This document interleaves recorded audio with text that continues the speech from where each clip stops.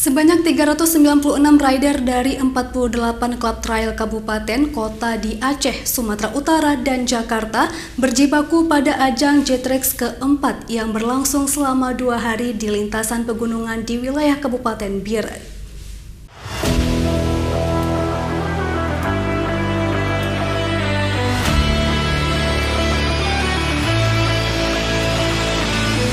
Jetrix keempat tersebut dilaksanakan oleh komunitas Trail Biren selama 2 hari, yakni 15 hingga 16 Oktober 2022.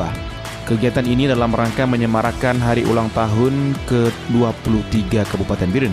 Jetrix keempat ini melintasi beberapa pegunungan di kawasan Biren. Ajang Jetrix kali ini, panitia menyiapkan sejumlah hadiah. Hadiah utama 3 unit sepeda motor, serta puluhan hadiah lainnya. Hari pertama peserta Jetrix menempuh rute sepanjang 40 km dari pusat kota Biren dan melintasi pegunungan Jumpa hingga ke Blangpaya, Pedada, lalu kembali ke Pendopo Bupati Biren.